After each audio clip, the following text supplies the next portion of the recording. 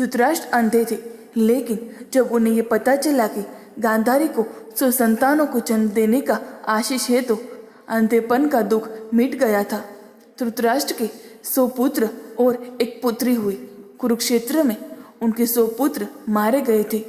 एक पिता के लिए इससे बड़ी विडंबना होगी कि उसे 100 पुत्रों का शोक मनाना पड़े। श्री कृष्ण ने गीता का जो संदेश दिया था उसे अर्जुन के अतिरिक्त संजय और धृतराष्ट्र ने भी सुना था। उसमें भगवान ने कहा था कि सब कुछ पूर्व निर्धारित है, सबको उनके पूर्व के कर्मों का दंड भोगना होगा।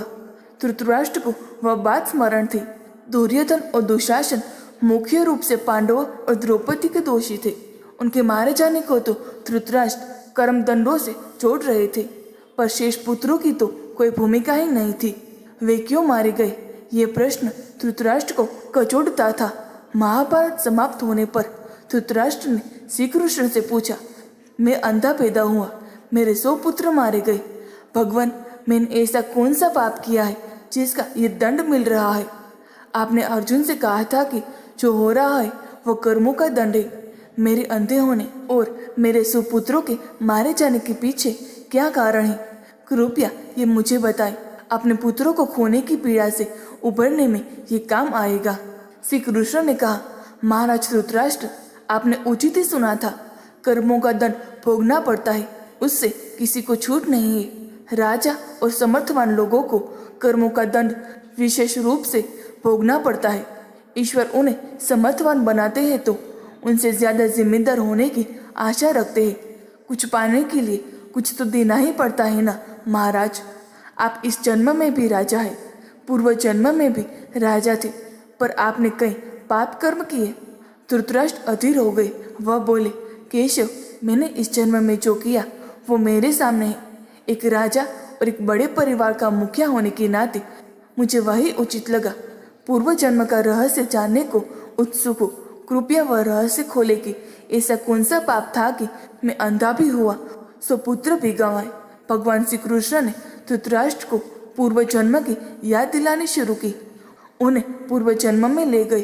भगवान बोले, महाराज धृतराष्ट्र, पिछले जन्म में भी आप एक राजा थे। आपके राज्य में एक तपस्वी ब्राह्मण रहते थे। ब्राह्मण के पास हंसों का एक जोड़ा था जिसके 4 बच्चे थे। ब्राह्मण को उन हंसों से अपने संतान के जैसा लगाव था। ब्राह्मण को तीर्थ यात्रा पर जाना था, लेकिन हंसों की चिंता में वह जा नहीं पा रहे थे। उसने अपनी चिंता एक साधु को बताई। साधु ने कहा, तीर्थ में हंसों को बाधक बताकर हंसों का अगला जन्म खराब क्यों करते हो? राजा प्रजापालक होता है, तुम और तुम्हारे हंस दोनों उसकी प्रजा हो। हंसों को राजा के संरक्षण में रखकर तीर्थ को जाओ। आप एक प्रजापालक राजा थे, इसलिए ब्राह्मण को ये बात जम गई। वह आपके पास आया और अपनी सारी परेशानी कह सुनाई। आपने ब्राह्मण के तीर्थ से लौट आने तक हंसों की रक्षा का दायित्व स्वीकार किया। ब्राह्मण हंस और उसके बच्चे आपके पास रखकर तीर्थ को गए। हंस आपके महल के तालाब में ही पलने लगे। आपको एक दिन मांस खाने की तीव्र इच्छा हुई। आप उस समय अपने महल के बाग में घूम रहे थे। आपकी नजर हंसों पर पड़ गई। आपने सोचा सभी जीव मांस खाया है, पर हंस का मांस आज तक नहीं खाया। इसका स्वाद आखिर कैसा होता होगा? आप इसी विषय पर सोचते रहे और हंस का मांस खाने की इच्छा तीव्र होती चली गई। यह इच्छा अब पराकाष्ठा पर पहुंच गई और आप खुद को रोक न पाए। आपने हंस के 2 बच्चे भूनकर खा लिए। उनका स्वाद आपकी जीवा को लग गया। हंस के एक एक कर 100 बच्चे हुए। आप सबको खाते चले गए। अंततः हंस का जोड़ा संतानहीन होकर दुख में मर गया। कई साल बाद वह ब्राह्मण तीर्थ यात्रा से लौटा और आपके पास आया। उसने आपसे अपने हंसों के बारे में पूछा। हंस तो आपके लोभ की बलि चढ़ चुके थे। प्रजापालक राजा यह कैसे कहता कि उसने अपनी प्रजा की संपत्ति को चुपके से लूट ली? इसलिए आपने ब्राह्मण से कह दिया कि हंस बीमार होकर मर गए। ब्राह्मण दंपति आप पर पूरा भरोसा करता था। उसने आपकी बात मान ली और विलाप करते घर चले गए। महाराज धृतराष्ट्र, आपने हंसों के बच्चों को खाकर और फिर झूठ बोलकर एक साथ कई अपराध किए। वह सुनिए, आपने तीर्थ यात्रा पर गए उस व्यक्ति के साथ विश्वासघात किया जिसने आप पर अंधविश्वास किया था। आपने प्रजा की धरोहर में डाका डालकर राजधर्म भी नहीं निभाया। जीवा के लालच में पड़कर हंस के 100 बच्चे भून कर खा गए जो आपके पास आश्रय के लिए आए थे। इस तरह आपने उस असहाय का वध किया जिसने आपने आश्रय दिया था। ये बहुत बड़ा पाप है।